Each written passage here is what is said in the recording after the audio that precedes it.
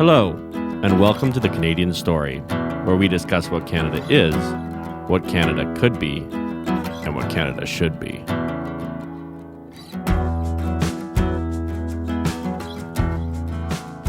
Hello, everyone. Welcome back to the Canadian Story. We are live here with Mr. Dave Nelson. I know Dave as my local guru at the health food store, who anytime I go in is kind enough to instruct me on what mushroom complexes I should be taking and fun stuff like that. But Dave, I know your background is much more in depth than cool mushroom pills. So why don't you go ahead and tell us who you are, what you're all about, what your background is, and go for it.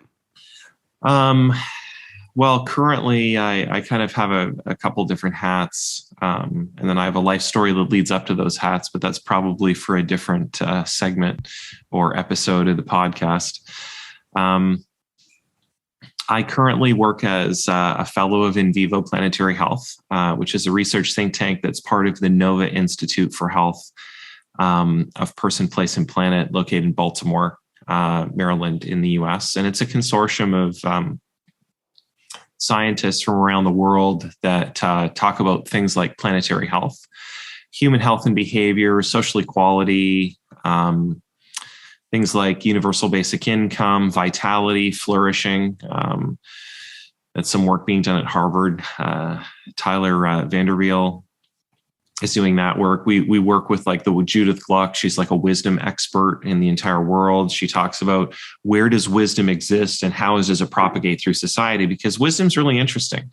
Wisdom's like it's your life story coupled with experience that allows you to fine tune something. And then you're supposed to pass it on to other generations.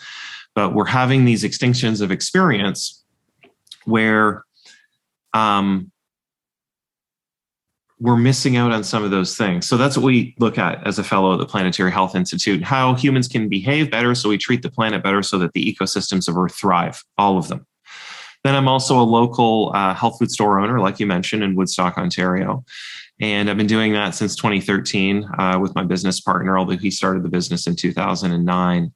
Also during that time, I attended the Canadian College of Naturopathic Medicine, where I pursued a 4-year program there. I don't practice and I don't have a doctor title.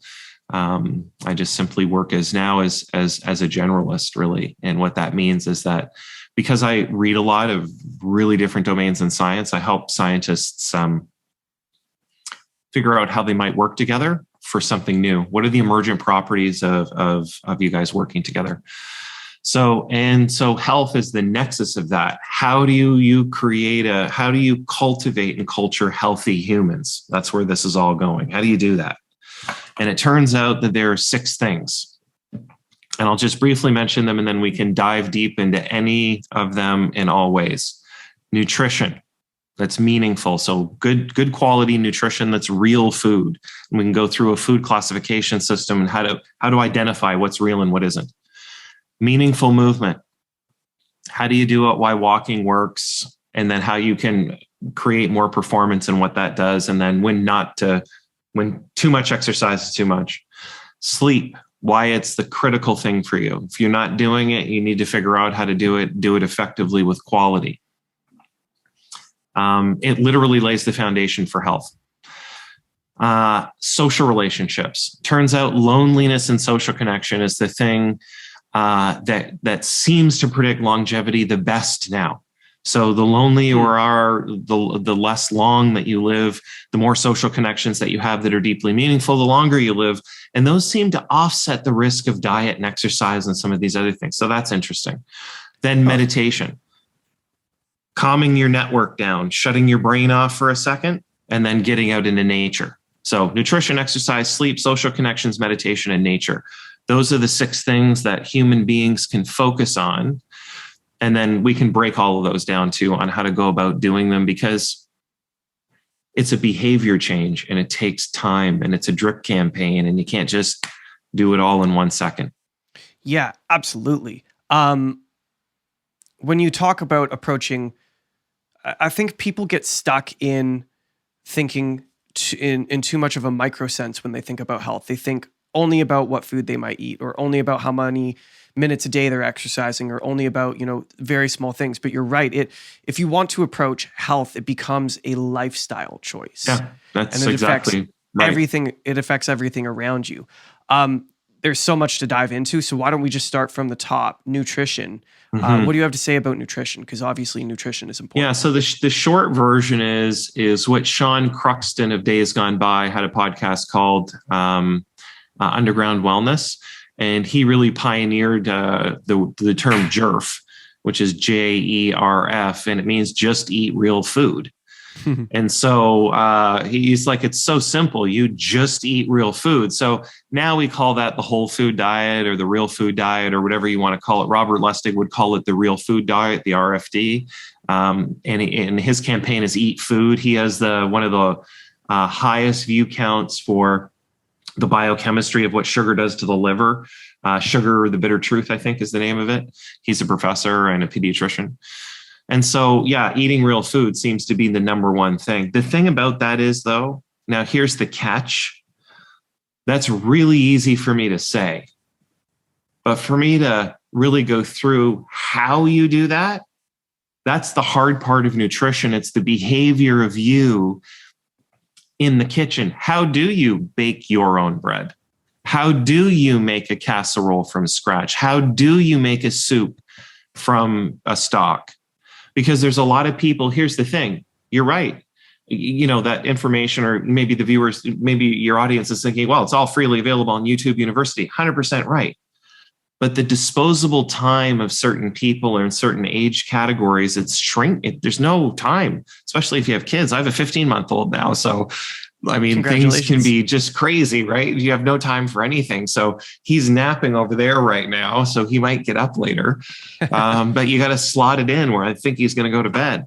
Now, while he sleeps, I can get some cooking done. But if he's awake, I have to spend time with him. So, but nutrition, just eat real food. And then we can go through the classification system too. So can we dig into that a little bit more? Because I really love that. What qualifies as real food, right? Because I think even some people don't know that, right? Yeah. I don't know if you guys are set up where you have a computer in front of you, but if you did and you do searches while we talk, you would look up the NOVA food classification system. Okay. And so that was developed by a scientist down in Brazil. His name's Carlos Monteiro. And it's a great question, and I'm glad that you asked it. They should actually teach this foundationally. So you have type 1 foods, or class 1 foods, 2, 3, and 4. And what it does is it talks about the quality and the level of processing of the food. So, of course, you have highly processed, and then it grades it down. But then it gives you examples too, because Carlos Monteiro originally, when he was talking about processed food, he said processed food is bad. So then the food companies all get together and they're like, no, all food is processed. A soup is processed, whatever. So he said, okay, fine.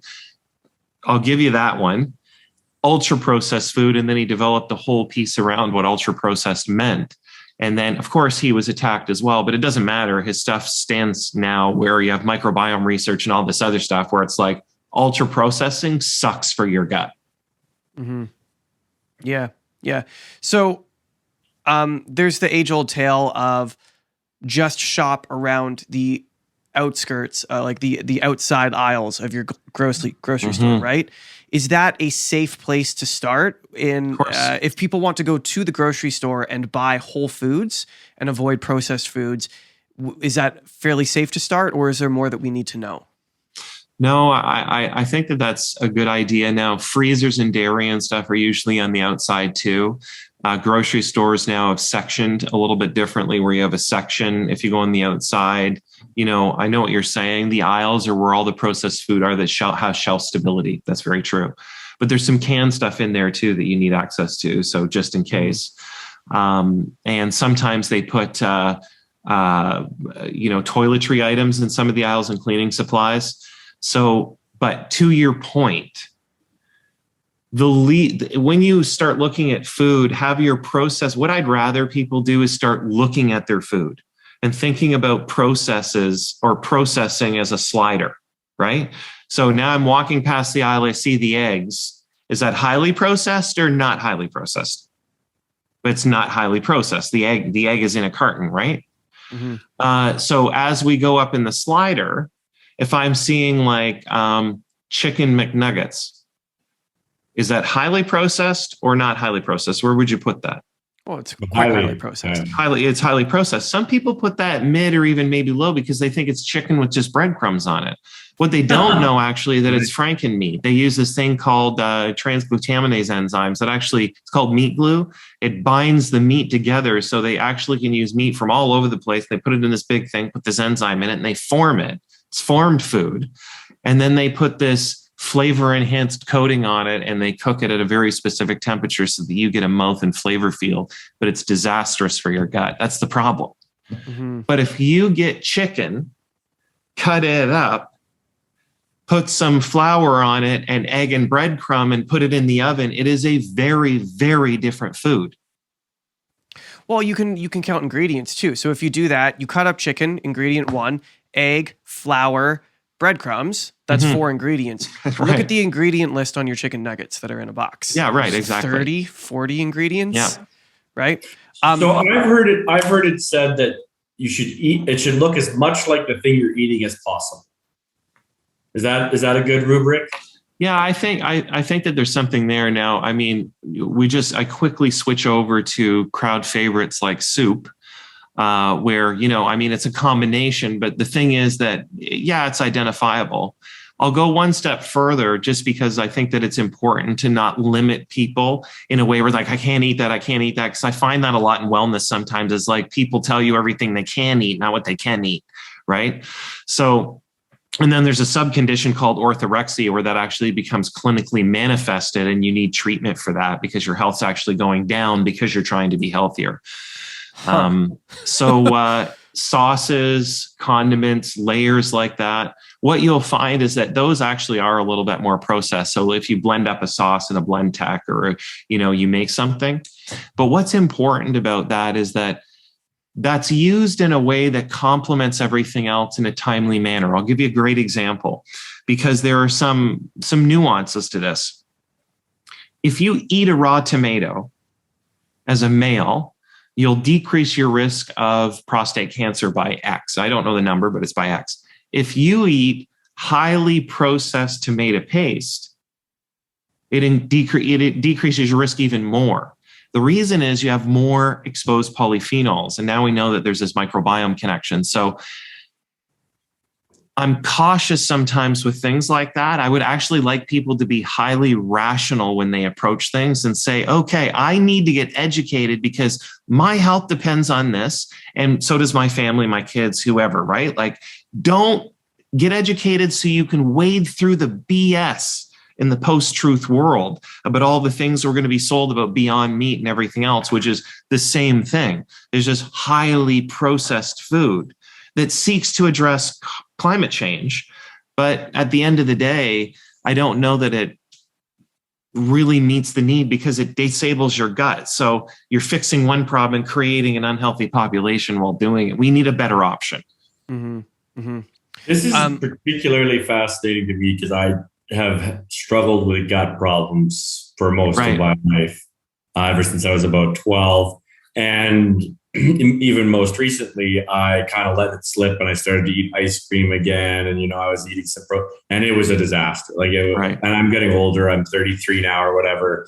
And I can't drink every night processed beer and, eat pizza, which is what I was doing. So I have a lot of work to do to repair my health. I'm very aware of this, very focused on it, but not nearly knowledgeable enough on it.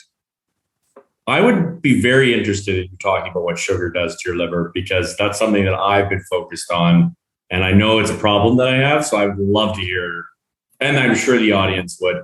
I hate sugar. I despise it. I was raised, our mothers were cousins, raised us to hate sugar, right? Like sugar was the enemy. And I believe that wholeheartedly. However, sugar is also addictive and very tasty. What does it do to your liver? Walk us through it. So it's an excellent question. The understanding of sugar has gone through an evolution over time. And it's interesting that you're asking me this question because just this morning, a research paper dropped showing the now connection between a high sugar diet, a stimulated immune system, and decreased resiliency in human beings.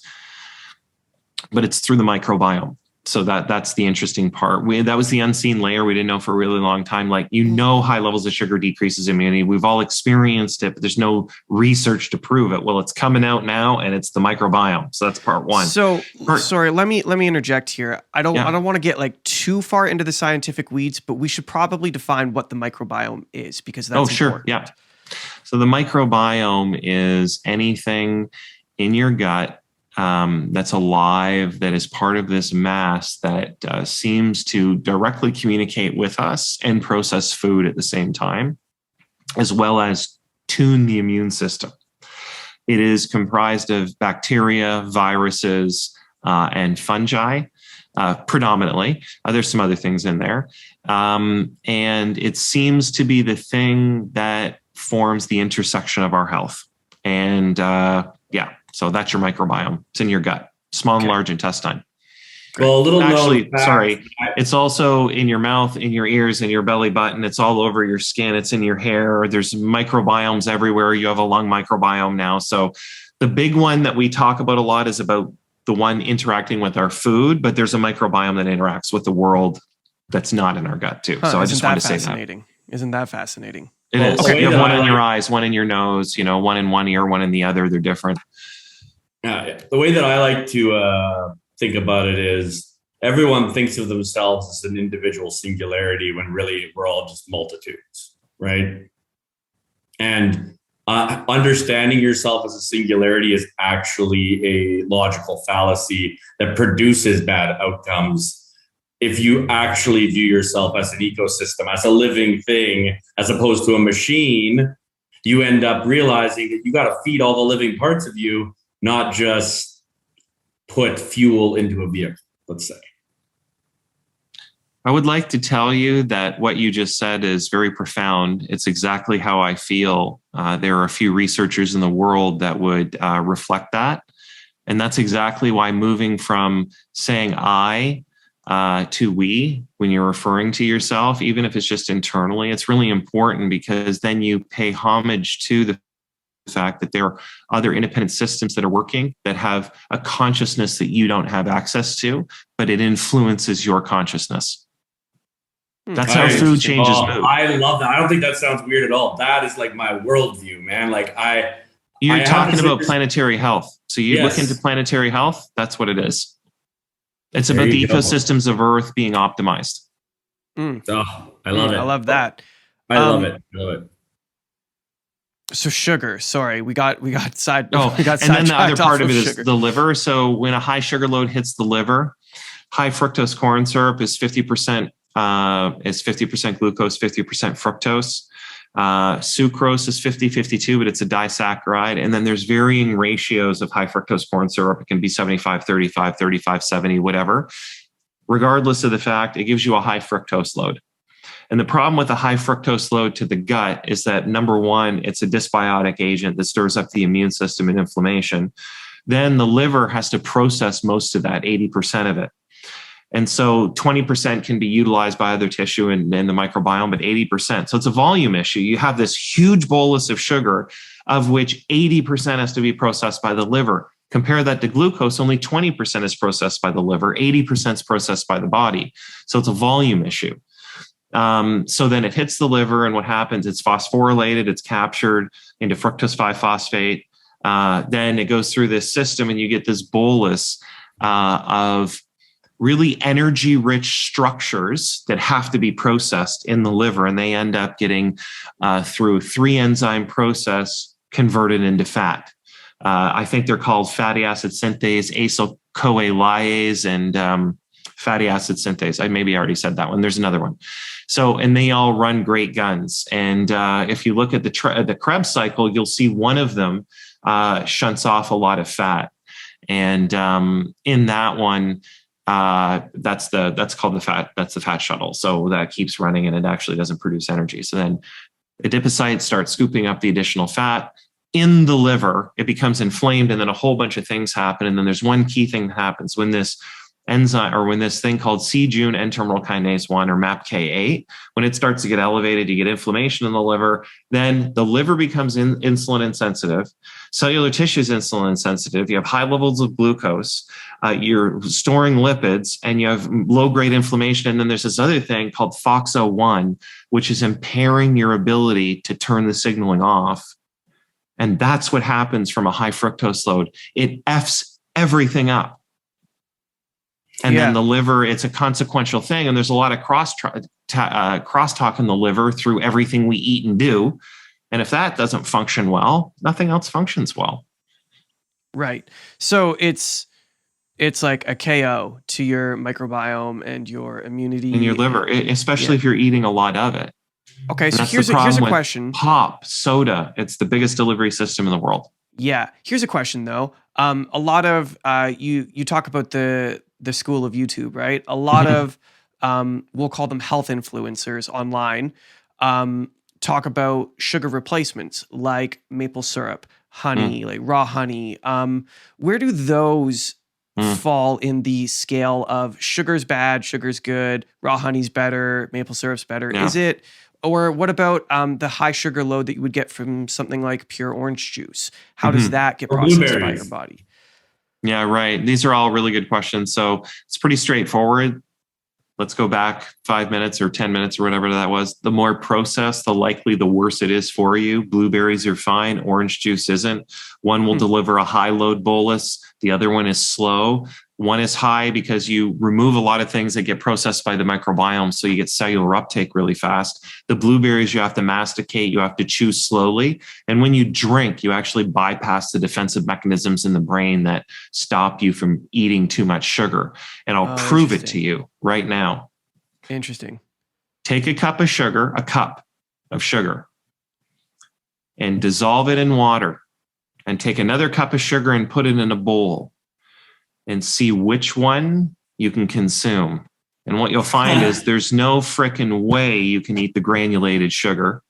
But the other one, you can get it down, no question. Huh. That's fascinating. So it's hiding in your drinks more than it's hiding in your else. drinks. It's hiding. Liquid delivery systems are notorious for it. That's a good piece of advice. That's something to and watch this for. This is brilliant. I'm so glad we have you on here. Okay, I got a whole bunch of questions. Meat diet that Jordan Peterson's on. What do you think of that? Is that craziness? Yep. So short term, what you're going to do is you're going to restrict very specific substrates into the gut. That's going to change your physiology, but first it's going to change the microbiome's response. So you get reformation of the microbiome colonies in the gut. And what you'll do is you'll starve out certain colonies by doing very specific substrate restriction. Now, that's great if you have overgrowth. There's a bunch of drunk guys effing stuff up in the corner, and you keep feeding them carbs and they just get louder and louder. And then other people join in and they're spilling drinks and everything else, and you get gas and bloating. Then you cut off the boost supply and you're only serving, wings and hot dogs. Well, they're too drunk to want any now, and they're passed out in the corner and someone moves them out of the way and you're eating hot dogs over here. Well, this guy's doing great. The hot dog eater, he's quiet. But the problem is over time, he gets constipated and then he's hogging the bathroom, right? So then no one else can use it. Now you had to see it. So what I'm saying is there's an interconnected problem here with substrate restriction, because you're always going to overload some aspect of the ecosystem and shift it. You want diversity, not monoculturing, right? Okay. You want diversity. So Peterson's wrong, but it could just be right for him. And there's a hidden layer here. Peterson is a known mental health issue. And what we know about his mental health issue is that it's microbiome mediated because it fluctuates with his gut health. In the data, if you go circa 2015 and on, you'll find that personality characteristics are tied to the ecosystem, your microbiome. You can predict personality characteristics based on specific taxa. And then number two, more importantly, there's this case study showing they did a fecal microbial transplant, and a guy never experiencing any schizophrenic episodes in his entire life gets schizophrenia because the donor had schizophrenia. And now they're looking at the microbiome as the thing that might be at play here. So even in mental health. Well, not only even in mental health. In 2017, the SMILES study was published by Felice Jacka out of Australia.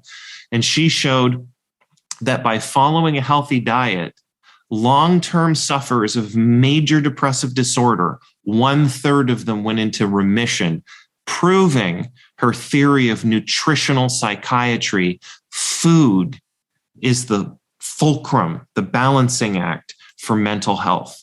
And you can't have mental health without eating real food. To go back right to the beginning about JERF, just eat real food. It's a necessary strategy for that. Yeah. Okay, meat. How much should you eat? Is it good for you? Is it terrible for you? Well, you just have to look at the blue zones. So you got 1 vegetarian blue zone and 4 meat-eating blue zones. And so when you look at those blue zones, they vary in their exposure to meat. So the Okinawans are eating a lot of fish. The Sardinians are eating a lot of fish. The Greeks eat fish, but they also eat chicken, some lamb, and a couple other things. The Loma Linda Californians, they eat a lot of dairy, some dairy and eggs, but they don't have a lot of meat, but they do have fish, locally grown fruits and vegetables. So when we're talking about meat, here's the most important thing to remember. One of the things that allowed human beings to be who they are within the whole, parade of things with eyes, when I think about it, is the fact that we're highly adaptable. And so I don't like to pigeonhole anybody anywhere. Eat what is optimized for you and stop preaching your BS to everybody else about you've found the thing. Everybody has biochemical individuality, epigenetic individuality, genetic individuality, and microbiome individuality. Then you have a mindset that's overlaid on top of that on how you filter the world. All of that plays in the role and expression of biology and personality. So it's really important for us to treat each other kindly and nurture one another along this journey. And if it's real food, let's all get behind one another and start making this a reality with local community supported agriculture and stuff like that. Absolutely. So I'm right on board with that. Absolutely. I'm 100% behind you on supporting local agriculture and getting as much food as possible from the area that you live. Mm-hmm. Man, we could be stuck on nutrition for this entire conversation, but you have so many other interesting things that you can talk about. So number 2 was, I believe, if my memory serves me, was movement, and I think that's super important. But there's you described number 3, which is sleep, as the base for everything else. So maybe let's skip movement for now and jump to sleep, because it seems to be paramountly important. So sleep, why sleep? How much sleep? What's going on? Yeah. So, first of all, we can dispense with exercise super fast. Okay. Get out and walk for 20 minutes a day. Do it on a regular basis for the rest of your life. It's not exercise. It's a way of life. And that will form, even that in the literature is shown to be really protective. That's it. 20 minutes walking a day. Almost every day of your life for the rest of your life as your lifestyle. Make it part of who you are and be done with it. Put a period and that's it. Okay, cool. Wrapped, solved, fitness, done. Man, you are singing the song of my heart. I can do that. So then sleep. Okay. I want to talk about sleep. Yeah. I have a question. I'm gonna also ask about sleep. Is sleep supposed to be uniform, or do we go back to what you just said? Is it what works for you? Well, yeah, it's a really good question, because I have a book upstairs called Lifetime, written by Russell Watson, I think his name is now. What's his name? I'll look it up here in a second, but it's called Lifetime. He's one of the longest serving directors of a neuroscience institute in the UK, highly decorated. He's taken his lifetime of work and put it in a book on sleep. So the way I read a book is I brief the entire book to get a sense of what's coming. And then I'll start at the first page and read through it. Because then my brain has an idea of, okay, this is where this is going. It helps me remember it. Interesting. So do you do that too? I don't, but that's a really interesting strategy that I'm going to try. Yeah. So just I mean, that's just what I do. And then I hit 302 and there's the microbiome circadian. That's the page. I can see it in my head. 302, that's the page. So I just remember. So it's really interesting what's coming about sleep. It's that the microbiome has a circadian cycle. And certain species are more active during certain times of their circadian cycle. And it turns out that there are 2 things that seem to be able to activate the human circadian cycle. One is light and one is food. Well, where does food go? It goes to the microbiome really before it gets to you. And there's a cascade of signals. Of course, there's signals that come from your mouth and your throat and your stomach and all those other things. You go in the small intestine. Yes, that's true. But you also have microbiome in all those places. You have microbiome in your stomach, and they're signaling you and your brain very interesting things. And a lot of them we don't know right now. So that influences your sleep cycle. We find now that the hair exposed skin can influence your exposed skin that's exposed to light can influence your sleep cycle. Different types of electromagnetic radiation, like wires that are embedded in the walls or living close to certain structures, may affect your sleep cycle. EMF radiation may do that. And then the other one is your phone. That is the number one thing. So I did a talk on this last year on pre-sleep arousal and some of the things, and what are called intrusive thoughts, unwanted and intrusive thoughts, and dissociative states. Those are the three big ones, and they all happen with phone use.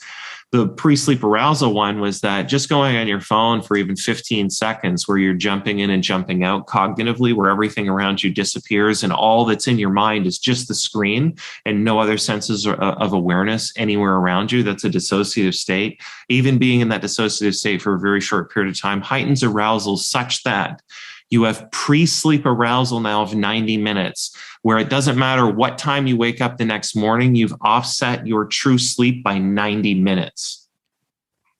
Okay, so everyone is short slept that is using their phone before they go to bed. So that, like, how close is that window of before bed phone use? Is that So I mean, 30 that's minutes? a good question. Is that 2 Has it been hours? established?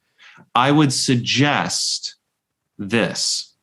Lowering phone use and exposure as the sun sets, following a more natural rhythm.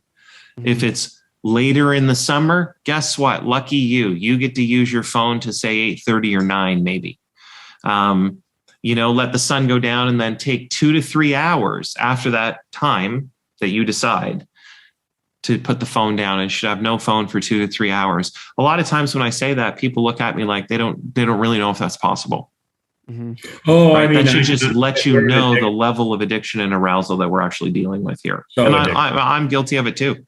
So I'm guilty. And addiction is the right word. I think we're just beginning to go about figuring out the fallout of this addiction to we'll call it cell phones, but it's social media, it's the internet, it's the chemical hits of likes and all of those, the serotonin that's released in the brain.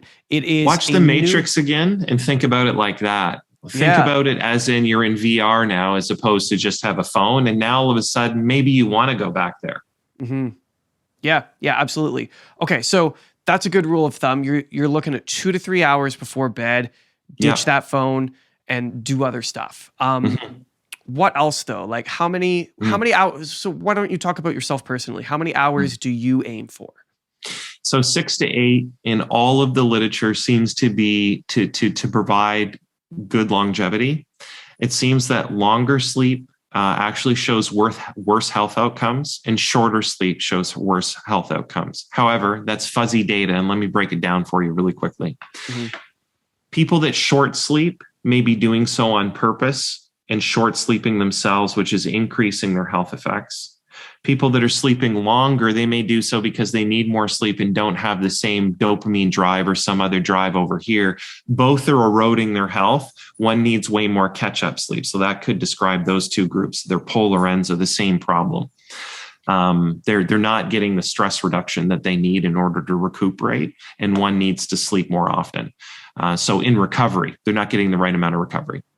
Okay. The 6 to 8 hour group, they seem to get adequate recovery throughout a lifetime. You sleep more when you're younger and less when you're older on average. An elder person will need about 6 hours of sleep, while someone younger might need closer to 8 hours of sleep. They've done sleep studies recently showing that we're getting about the same amount of sleep that we were in the past few hundred years. So the problems with sleep are arising from external conditions that we now need to confront, like the phone, like light pollution, like eating too late, like processed food, like gut microbiome dysbiosis that's changing its circadian cycle, that's changing your ability to, recuperate properly. Then the rise of cannabis use. It's interrupting sleep as well. And it changes the nature in which REM sleep happens. And then people become more emotionally dysregulated. At least the literature's leaning that way. There may be a bigger story there, but it looks like there's some emotional dysregulation with a lack of REM sleep due to heavier cannabis use. Alcohol is the same way as well. Yes. And alcohol really disrupts your sleep profoundly, and it disrupts your microbiome. And we actually might know what the hangover is now. It could actually be a combination of things where you have inflammatory activation, immune activation, and gut microbiome biodiversity issues, dysbiosis. And then because you're short sleeping, I'm going to tell you the most important study that I've seen in a really long time came out in 2020, and I'll tie everything together. It was a Harvard trial on animals, fruit flies and C. elegans, which is a worm that they use. But listen to what they found. And then if you think this is probably going to apply to greater mammals and humans. If you short sleep or have interrupted sleep, one organ in the body becomes inflamed. What is it? And all the researchers were frankly startled and shocked to find this finding. The gut. It is the gut. Everybody thought it was going to be the brain based on how you feel. They thought, oh, I'm just brain fog. I don't feel good. Sometimes you're a little bit nauseous, but it's not like that. You have a coffee and that seems to attenuate things. This is really important. There was almost no rise in inflammation on any other organ system, slight here and there, but the gut was greatly inflamed. They dosed 3 different antioxidants to actually return the animals back to their state of low gut inflammation, and they were able to short sleep them or not sleep them, which is terrible, but not sleep them and keep the same lifespan as everybody else by just quelling inflammation or gut with antioxidants like polyphenols and stuff, which again shows the value of 2 things. Number one, why do people drink coffee? I discovered through that study, it's because you're delivering a bolus of 3 things to the gut. One is which is fibrous lignans, I think. So there's fiber in there. There's also high polyphenols in there, quells inflammation in the gut. It treats that first, then you get the caffeine. So coffee really is medication for the gut for so many people that are unslept. And that's why you feel better. It's a multiplicitous thing. It's why you can get decaf and drink the same thing. And then you can upgrade it, drink a polyphenolic rich drink like a greens or something, or a berry drink, put some chi in it, let it sit, coagulate up a little bit and drink it. You feel incredible because you're giving your gut exactly what it needs. So to your point, it's really important to eat a good quality breakfast. So now eating that meat diet doesn't actually address, what's happening. The gut needs nourishment and polyphenols and certain things in the morning. So it's really important to eat a high quality breakfast. And then it's important to get good quality sleep.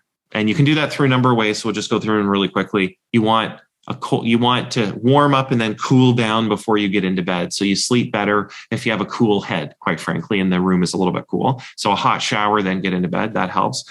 No TV, no phone, stuff like that. Do a meditative practice, do some deep breathing. I know it sounds whatever and it's effort and everything else, and you're not sitting in front of the TV and stuff, but you need to settle your nervous system down so that it can say, okay, I'm all right to unplug consciousness now and run on autopilot while you sleep. I need to feel safe.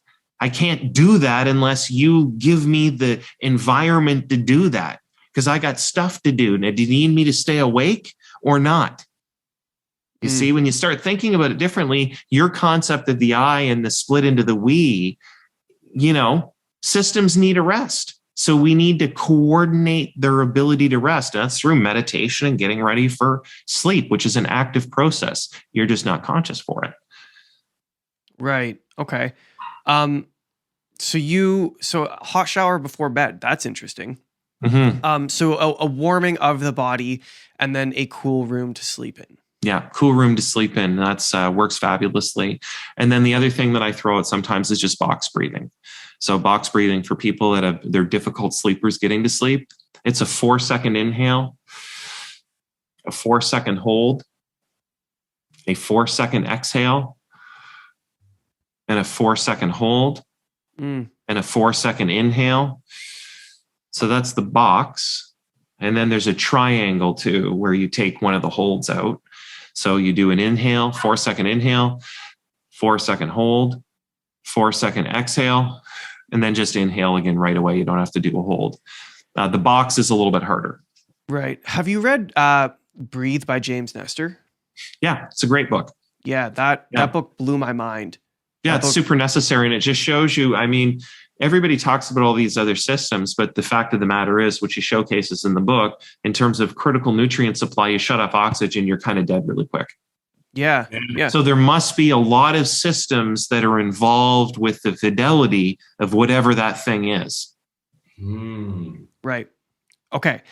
So we got nutrition, we got exercise, we got sleep. Social connections. Social connection. Yeah. Hit me. Yeah. So it's very, very, very, very, very likely that it's very, very, very, very, very important to have very, very, very, very, very good relationships to live a long and healthy life.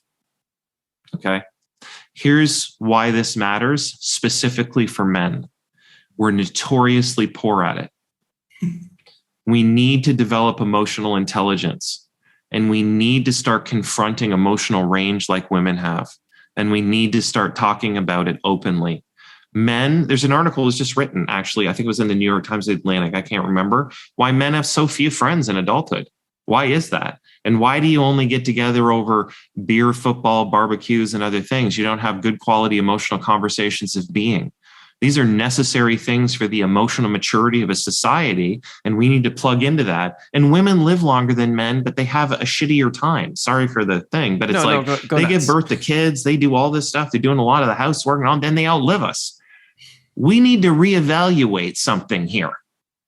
You know what I'm saying? So this is part of that. It's like, how do we get to be good human beings? Well, it's eating a healthier diet. Women get on, when you look, who goes and sees naturopathic doctors, alternative healthcare practitioners, who practices yoga, who does all this? It's women first, right? Women are doing that because they're like, I need this to feel good and to have good social relationships and all that other stuff. So it's really important that we look to some of those things of optimization. So men having better social relationships with each other, which are more emotionally vulnerable, are deeply stabilizing emotionally too, right? So those things are really important for us to do as men. And so as a father, I want to make sure I do this right from the word go. And then you learn how to build great friendships. One of the things in the Okinawa blue zones of really long-lived centenarians is this. The women become friends almost at birth, and they are friends in a small pod for 100 years. And they believe that it is that relationship that provides so much ability for them to be healthy and support one another. The whole thing contributes to the longevity. How do you think healthy relationship, because everything's connected, right? Everything's connected. Perhaps there's not literature on this, maybe there is, but how do you think healthy relationship with other people affects the body? Do you have any thoughts about that? 100%. So it's very clear now that certain emotional states not only change the gut microbiome, but your emotional states can be influenced by the gut microbiome. And so to your point, personality characteristics, the ability to maintain homeostasis, emotional homeostasis, is all tied to those things. And so it's really important for us to, this is why I like talking about the whole approach. Like the whole approach is like human beings need to eat well, exercise well, move well. They need to sleep well. They need to have good social relationships. They need to meditate. They need to get outside. Like they just need to do those things if they want to have the highest expression of self. And then so you do them as you can. And this is an important point. Like not everybody can do all this stuff. And I acknowledge that, and I'm sorry for that, because you may not have the resources that other people have. But if you can pick 1, 2, or 3 and just do them, you will feel better and you will be happier, like more content. You know, you have less angst. Yeah, something. I want Yeah. to talk about this because this is fascinating from a personal perspective, and I want to give three little personal tidbits to you, and so you can analyze them. The first is I was an alcoholic for most of my 20s, so alcoholic, drinking, smoking every day. It was a horrible life. I'm glad I'm through it. But a year ago, a little over a year ago, I quit drinking and smoking, and I pursued a more healthy life. At the beginning of it was awful. It was the most depressed I've ever been. It was the worst moments of my life. But as I began to progress, let's say 4 or 5 months into it, I started to just shed weight. I started to wake up at 6:37 every morning. And I'm talking, I never woke up, right? Like I would go to bed at like 2 a.m. after drinking all night. And I couldn't get out of bed more than 15 minutes before I had to be at work. I would shower, throw on my suit, and jump in a cab, right? I noticed an absolutely insane difference by just cutting alcohol out. And then in January, I cut out everything besides meat, vegetables, potatoes, honey, and tea. And then suddenly it was a whole new level. I was performing at a level I'd never performed at. However, as time has progressed, it's really interesting to me that you said you're actually hurting your health by limiting. Then I started going to see a naturopath, got on a whole bunch of gut stuff to help. Huge flush, like it was the most intense, strange period of my life. Let's say from a gut level, things started to get better. And then I was like, oh, things are getting better. Now I'm going to go back. Oh, now I can, maybe cheat a little bit. And then the slide back to it being bad was way quicker than it had been. Can you explain that to me, perhaps? And maybe you explaining that to me will help the listeners better understand themselves. You're talking about the dynamic flexibility of the microbiome, and then your interface with that dynamic flexibility. People make two assumptions when things like this happen. And one of those assumptions is that the conditions are the same in both instances of your memory. It's never the case. And it's very hard to qualify emotional states because they're so interrelated with gut health and a whole bunch of other physiological things. And we really don't know. You could feel a certain way and think that it was the same as before, but actually be in a different state. I know this because I'm weight variable sometimes. And so I'll gain a couple or lose a couple. And I'm like, what's going on? Like I actually ate healthier for that period. And I'm thinking about this even as I age, as I get close to 50, I want to maintain as much metabolic flexibility as I can. But sometimes I'm like, that's something weird going on. Here's it a full moon or what? And you just backtrack and it's little things like I got half an hour less sleep. And it really did affect that thing there. So the older I get, the more I realize, and the thing that I got to pass on to my kid is developing atomic habits in lifestyle and taking James Clear's work and really putting it to practice early on in someone's life as a parent to a child is really friggin' important. And so I'm doing it to myself so that I can do it for him. And that's atomic habits where you make 1% changes a day. They almost seem minuscule, but then, once they get embedded in who you are, then your lifestyle, the style in which you live your life, the ways in which you express who you are they, you bake your own bread? Are they, you have bees in the backyard? Is it, I'll stop for a Tim Hortons breakfast sandwich once in a while? That's me. I'll do that. But then, I eat clean pretty much most of the time. I'm eating salads, I'm eating different things, but you got to know who you are. My gut can handle 1 or 2 breakfast sandwiches if I'm on the run. Every once in a while, I feel like eating it. But you got to tune it to who you are. And it's really important. It's a good question. It's okay. So now moving forward, emotions and gut.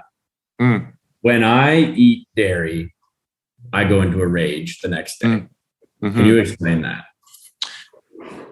I can't explain it, but I'll guess. Okay. It likely has something to do with inflammation. And that inflammation is queuing up the threat system in the body somehow.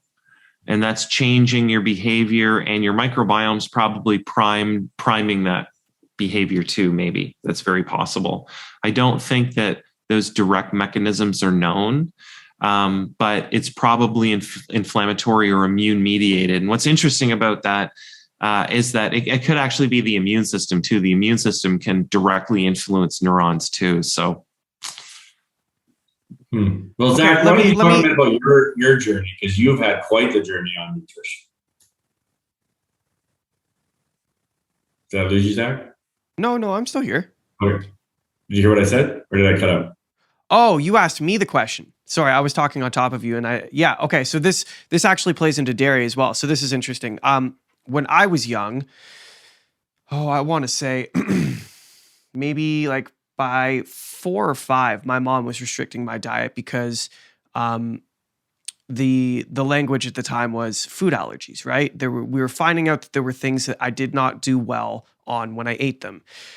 So I always tell people I was gluten-free way before gluten-free was cool. Like way before it was a trendy thing to do. Like I was gluten-free like 25 years ago. And I think that really helped me through my childhood. And as I've gotten older, I've been able to reintroduce things, but quality, I think, matters, and the type of things you get matters. So I want to bring this back to dairy. So David talks about going into a rage on dairy. I would ask the question, what dairy are you eating? Because I am someone, too, who has struggled a lot with dairy. But through a lot of experimentation and trying to figure things out, I have learned that I can eat really high quality, grass-fed Greek yogurt and kefir, which is it's like a thick, it's like a very, very thick milk, but grass-fed specifically, organic grass-fed. And it's fermented too. Fermented, yeah. So I can eat the Greek yogurt and I can drink the kefir, but if I were to have cheese on a pizza from Domino's, I would die. Why do you think that might be? Do you have anything to say about the quality of ingredients? Because they're all different. The same thing with gluten. Like if I eat a slice of Wonder Bread, it's going to have a very negative effect on me. But I've found that if I go to a bakery and eat a really fresh bakery-made loaf of sourdough, I'm fine. Yeah. So there's probably a couple things at play. I don't know how detailed you want to go, but it's likely a couple different things. Kefir and cheese, they're completely different. That's like saying apples and oranges. They just happen to come from the same substrate or the same source called dairy, and specifically cow dairy. They're different protein structures, different macronutrient composition, different micronutrient compositions in both of those things.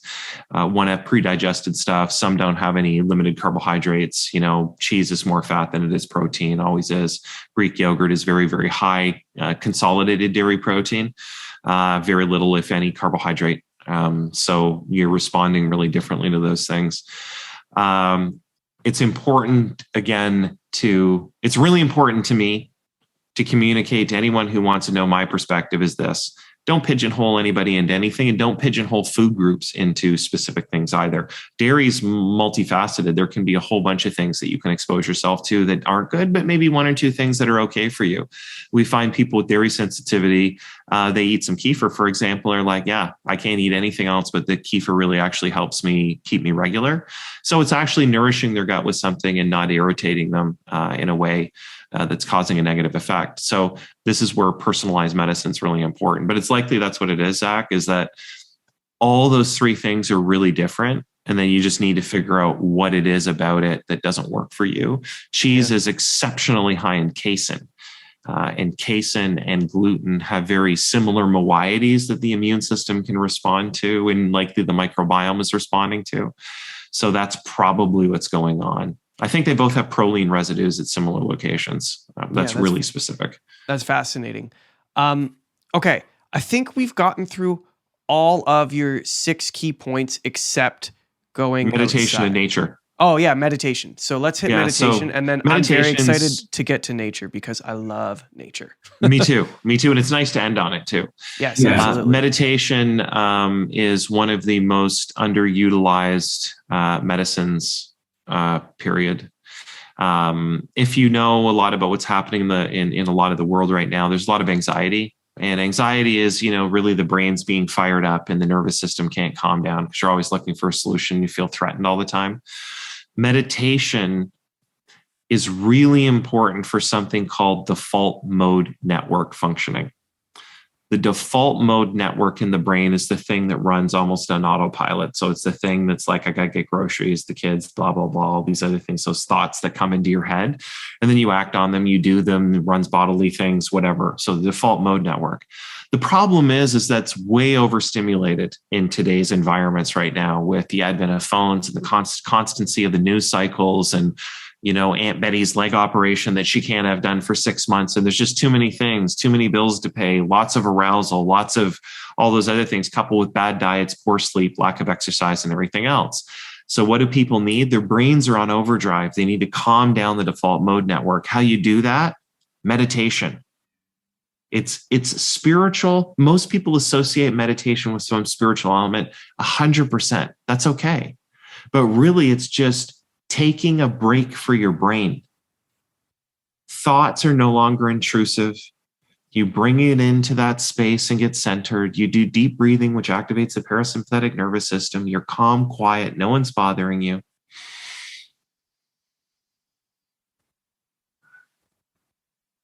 And it just feels different. That's why meditation is important. And then meditation will lead me to the next part. So meditation is to shut off the default mode network and allow it some rest. And you can do that best in nature. So getting out into nature and increasing your nature relatedness has been shown to profoundly increase people's health. And it turns out getting your hands dirty, walking in the trees, smelling pine trees, like the phytonicides that are phytanicides that are in the air, they can increase natural killer cells, for example, L-plantarum, which is a bacteria in the soil. If you're touching it, it stimulates your immune system and makes you feel better. Then you see all the beauty, you feel awe, and you feel light. And you interact with the ecosystem that is supporting your very existence, meaning you more deeply understand why it's really important for you to be healthy so that you can look after it because it's looking after you. And then you have purpose. And now and then you realize that we is really just and that's the whole singularity, right? That's the whole planetary health message 101 right there. I really, really like the planetary health message. Have you read Dune? Sorry, what? Dune, the novel Dune. Oh no, it's been on my to read list for like so long, just because it's iconic. If you want to talk about planetary health and ecosystems, like that's what the premise is all about, right? Like that is their whole. It's about establishing an ecosystem that works with humans. I think you would personally. Okay, I'll have to check that out. Thanks for the recommendation. Yeah. I think we're out of time, Zach, I guess, but unfortunately, I could talk to you for the rest of the day about this stuff. So to bring this home, there's six places you can start. Mm-hmm. I want to reiterate that can be intimidating. Mm-hmm. What is the best way for someone who's never thought about this before to dive in a way that's forgiving for themselves, but they're making progress forward? Perfect question. The answer is that, so here's how I answer it. If you're able, make sleep the priority out of the six. If you're able, make sleep the priority. If you're unable, pick whatever you're able to do for real. No BS. You say you're able to exercise, then I expect the next time I see you or the next time you're whatever, or whatever you're expected to do that thing. That's the thing you can do. It's your path to least resistance. So if your path to least resistance exercise, make it that. If your path to least resistance, like, you know what, Zach, you know what, David, I have a trail 2 doors down from me and I never take it. You know what? You're right. I'm going to do that for 20 minutes a day. And they go out their front door, they walk, they do the trail, they come home and they make it atomic habit, part of their life. And then 10 years from now, other people are walking with them. And that's how you change the world. When you become it, you're able to then attract other people to that so they also can become it. Manifest. Yeah, and I'll tell you what, a great, you mentioned the 20-minute walk on the trail next door. that hits 2 of the list right away because that's the point. It's Exactly. the 20 minutes of exercise. Strategizing. And I love it. it's being out in nature. And if you invite a friend, now you're at 3. Yeah, exactly. I love it. Dave, this has been absolutely incredible. You are a fascinating and fantastic person to talk to. You are so knowledgeable. You obviously care so much. Thank you for caring. Thank you for being here and having this conversation with us. I look forward to the next time our paths get to cross, and I agree. We can have another conversation. Yeah, Well, thank you very much, Dave. This is so helpful to our listeners too. This is the kind of thing we're really pushing, is taking sovereignty over your own life and and taking responsibility for your health, for your society. So this is just beautiful. Thank you. And for the Canadian story, I'll just kind of tie it together for you with one thing. It's like there's a lot of Canadians that are involved in planetary health worldwide, like that are really doing great work in the world. And so Canadians, I think, have an underlying appreciation for this message at some level, because we have a lot of nature and multiculturalism and some tough problems that we've had to solve. Besides the convoys and the everything else, we do quietly still have a lot of cohesiveness, even if sometimes we don't want to rub shoulders with a neighbor that's flying a certain flag right now. I think there's a mutual appreciation for certain things. And I think it's really important that we continue to do this. We have a lot of resources and we have a lot of nature to look after. And by looking after us, that nature allows us to look after the other nature really, really, really well, which is looking after us, and has tried to do that really well for a long time. Amazing. Wow. Well, So we thank you. appreciate you, man. Yeah, thank you for being here. Yeah, thank you. My pleasure. Thank you for listening to The Canadian Story. You can find us on Instagram and Twitter at The CAD Story. That's The CAD Story. If you enjoy this podcast, please share it with your friends and family. Let's work together to remind Canadians how great their country is.